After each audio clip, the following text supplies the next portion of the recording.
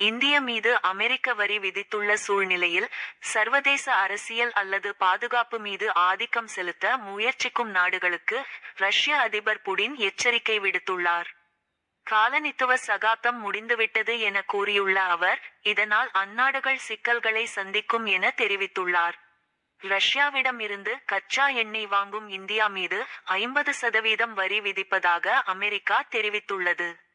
இதனை ட்ரம்ப் ஆதரித்து வருகிறார். அவரது ஆதரவாளர்களும் அதனையே வலியுறுத்தி வருகின்றனர். இதன் காரணமாக அந்நாட்டு உடனான இந்திய உறவு விரிசல் ஏற்பட்டுள்ள நிலையில், பிரதமர் மோடி சீனா சென்று அந்நாட்டு அதிபர் ஷி ஜின்பிங் மற்றும் ரஷ்ய அதிபர் புடினை சந்தித்து பேசியிருந்தார். இந்நிலையில், ரஷ்ய அதிபர் புடின் கூறியதாவது, சர்வதேச சட்டம் என்ற நிலையிலிருந்து அனைவருக்கும் சமமான உரிமை உள்ளது.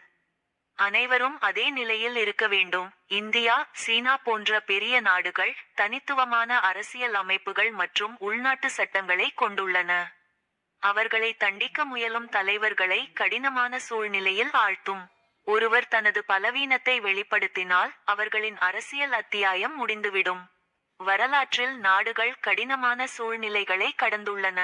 காலனித்துவம், இறையாண்மை மீதான தாக்குதல்களை நீண்ட காலம் சந்தித்துள்ளன. தற்போது காலனித்துவ சகாப்தம் முடிந்துவிட்டது. தங்கள் கூட்டாளிகளுடன் சேர்ந்து கொண்டு இனி யாரும் ஆதிக்க தொனியில் பேச முடியாது. இவ்வாறு அவர் கூறினார்.